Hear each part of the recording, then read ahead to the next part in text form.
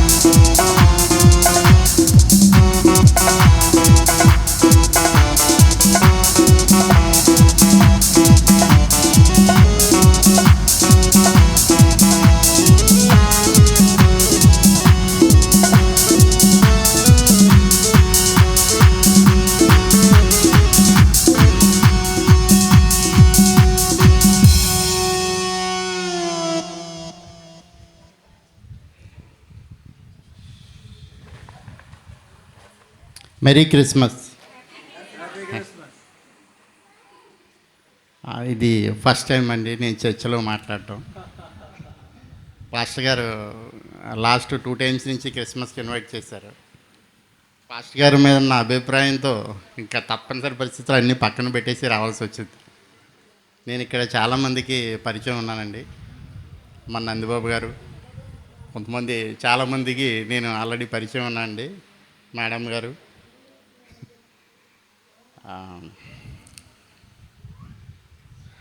Last 10 years నుంచి నాకు David Raj sir పరిచయం అండి. నేను చాలామంది పాస్టర్లను చూస్తూ ఉంటాను. బేసిక్గా నాది MBA మార్కెటింగ్. నేను మెడికల్ రిప్రజెంటేటివ్ కింద స్టార్ట్ చేసి నా ప్రొఫెషన్ దాదాపు అందులో ఒక 18 ఇయర్స్ ఎక్స్పీరియన్స్ ఉందండి. మేనేజర్ కింద 4 జిల్లాలు వర్క్ చేశాను. ఈస్ట్, వెస్ట్, వైజాగ్, శ్రీకాకుళం మొత్తం డిస్ట్రిక్ట్స్ అన్నీ తిరుగుతూ ఉంటాను. అయితే నేను చూసిన పాస్టర్లో ఎవరు పాస్టర్ గారు వాక్యం చెప్పినా అర్థమయ్యేది కాదండి. ఎందుకంటే మా పెద్దమ్మ గారు నా చిన్నప్పటి నుంచి ఆవిడ 12 సంవత్సరాలు 13 సంవత్సరాల ఏజ్లో బాప్తిస్తం తీసుకున్నారు. ఆల్మోస్ట్ ఆవిడ 70-80 సంవత్సరాలు ఎండ్ అయ్యే వరకు కూడా ప్రేయర్లోనే ఉన్నారు. ఆవిడ డైలీ ప్రేయర్ చేయడం మేము వినడం, మేము కూడా క్రిస్మస్కి కూర్చోవడం, జనవరి 1 చేసుకోవడం, ఇవన్నీ మాకు ఫస్ట్ నుంచి అలవాటు అన్నమాట. అయితే ఆ తర్వాత విన్న వాక్యాల్లో ఎవరు చెప్పినా అర్థమయ్యేది కాదండి. ఒక వాక్యం బిగిన్ చేస్తారు, దానికి కంటిన్యూస్గా ఇంకో వాక్యంలోకి వెళ్ళిపోతారు, అది ఫినిష్ చేయరు, ఇంకో వాక్యంలోకి వెళ్ళిపోతారు. ఫస్ట్ టైం ఈయన వాక్యం చెప్తే ఒక 2 గంటలు 3 గంటలు అలా ఉండిపోయి వినాలనిపించింది అనమాట అండి. సో దాంతో డేవిడ్ రాజు గారు అంటే నాకు చాలా ప్రత్యేకమైన అభిమానం అండి. దట్టు నిస్వార్థంగా సర్వీస్ చేస్తారండి. సర్వీస్ విషయంలో కూడా ఏదైనా సరే ముందు ఒక మాట చెప్పగానే ముందు దూకి వెళ్ళిపోతాం అన్నమాట అండి. సెకండ్, వెస్టేజ్ అనేటువంటి ఒక కంపెనీలో నేను సార్తో పాటు జర్నీ చేయడం జరిగింది. దాదాపు ఒక 5,000 మంది టీంని నేను ఇందులో వెస్టేజ్ మార్కెటింగ్లో యాడ్ చేశానండి. సో మేము అనుకున్న టార్గెట్కి దగ్గరికి వెళ్ళాం. కరోనా పరిస్థితిలో చిన్న డిసప్పాయింట్మెంట్ రీచ్ అయ్యి, అప్లైనర్స్ వల్ల డౌన్లైనర్స్ వల్ల చిన్న డిసప్పాయింట్మెంట్ రీచ్ అయ్యి మళ్ళీ అంతా టీం కొలాప్స్ అయిపోయింది.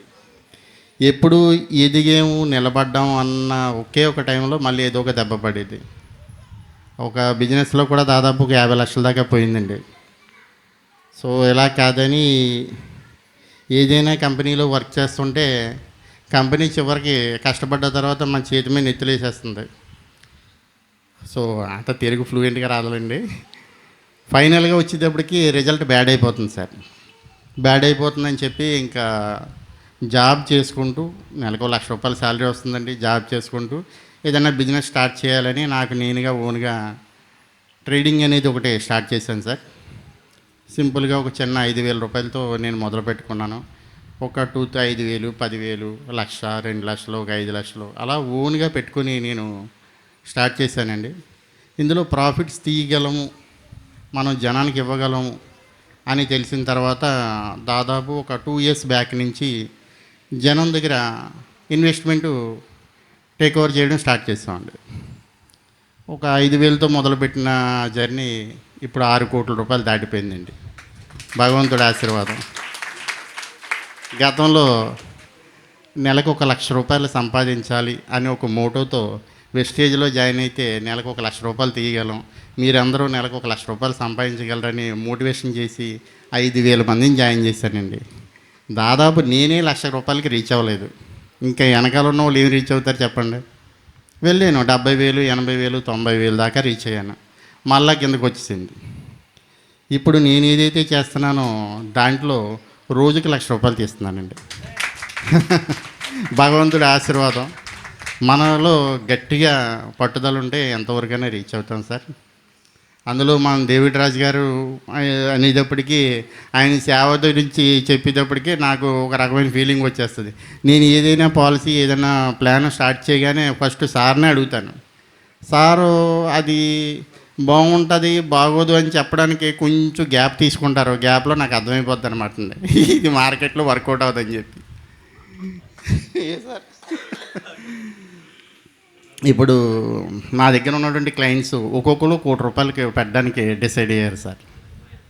₹1,00,000 జర్నీతో మనం పెట్టాము. అందులో ఇక్కడికి వచ్చినప్పుడు ఫస్ట్ మన పల్లి పద్మ గారు ₹1,00,000 రూపాయి వడ్డీకో ₹1.5 వడ్డీకో తెచ్చి నా దగ్గర ఇన్వెస్ట్ చేశారండి. ఓపెనింగ్లో చాలా డౌట్ పడ్డారు. సార్ నా పరిస్థితి ఎలా ఉంది, ఇది ఏదైనా జరిగితే నేను తట్టుకోలేనండి అనేసి. అంటే నేను చెక్ రాసి ఇచ్చేసాను. మేడం గారు ఇది ఏదన్నా అయితే ఈ చెక్ వేసుకోండి ₹1,00,000, మీకు ప్రాబ్లం వస్తే నేనున్నాను వేసుకోండి అని చెప్పి 1,00,000కి ఇంచుమించుగా సుమారు ₹2,00,000 ఇచ్చాను. ఇలా చాలామంది క్లయింట్స్ నేను ఇచ్చిన రిటర్న్సే క్రోర్స్లో ఉన్నాయండి. అంటే ఇన్కమ్ ట్యాక్స్ చూసా అన్నీ మనం చెప్పలేము అనుకోండి. సో అందరికీ మెరీ క్రిస్మస్ అండి. చర్చ్ పరంగా నేను ఒక 50 చైర్స్ డొనేట్ చేస్తున్నానండి. జనవరి 1కి మీరు వేసేయండి సార్. చైర్స్ డొనేట్ చేస్తున్నానండి. జనవరి 1కి మీరు వేసేయండి సార్.